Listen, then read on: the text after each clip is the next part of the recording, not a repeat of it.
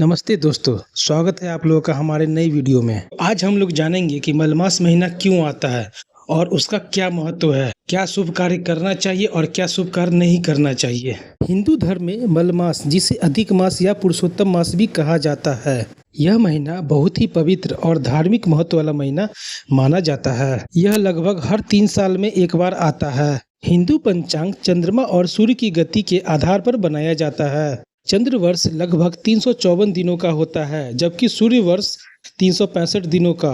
दोनों के बीच लगभग 11 दिनों का अंतर आ जाता है और यही अंतर हर 3 साल में लगभग 1 महीने के बराबर हो जाता है, जिसे संतुलित करने के लिए अधिक मास यानी मलमास जोड़ा जाता है।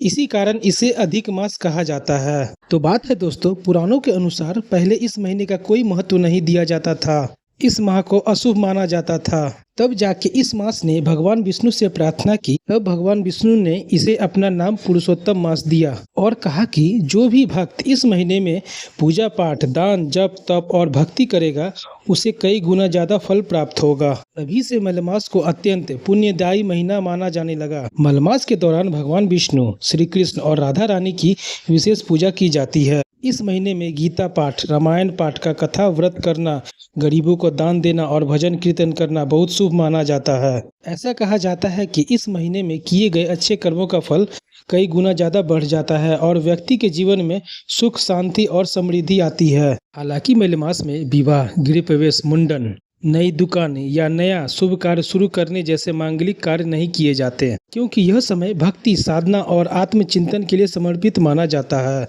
लोग इस महीने को भगवान के प्रति समर्पण और अपने जीवन को सकारात्मक बनाने के अवसर के रूप में देखते हैं। मलमास हमें यह संदेश देता है कि जीवन में केवल भौतिक सुख ही नहीं बल्कि आध्यात्मिक शांति भी बहुत जरूरी होता है। यह महीना भगवान की भक्ति, सेवा और आत्मशुद्धि का विशेष समय माना जाता है। धार्मिक मान्यता के अनुसार इस समय सभी देवी देवता और 33 करोड़ तीर्थों का वास राजगीर में होता है। इसी वजह से लाखों श्रद्धालु यहाँ स्नान, पूजा, दर्शन के लिए पहुँचते हैं। माना जाता है कि मलमास के दौरान ब्रह्म कुंड सहित यहाँ के गर्म जल कुंडों में स्नान करके पापों का नाश होता है और पुण्य की प्राप्ति होती है। इन कुंडों का जल प्राकृतिक रूप से गर्म रहता है और धार्मिक दृष्टि से बेहद पवित्र माना जाता है। पुराणों में यह भी वर्णन मिलता है कि देवताओं ने मलमास के समय राजगीर में निवास किया था, इसीलिए इस अवधि में यहाँ मेला लगने की परंपरा शुरू हुई। श्रद्धालु भगवान विष्णु, शिव और अन्य देवी देवताओं की पूजा करते हैं तथा कीर्तन सुनते हैं और दान पुण्य करते हैं। इस कथा का विश्लेषण यहीं समाप्त होता है। धन्यवाद। वीडियो अगर अच्छा लगे दोस्तों तो लाइक, शेयर एंड कमेंट करें। इसी तरह का और भी कथा सुनने के लिए चैनल को सब्सक्राइब करें। धन्यवाद।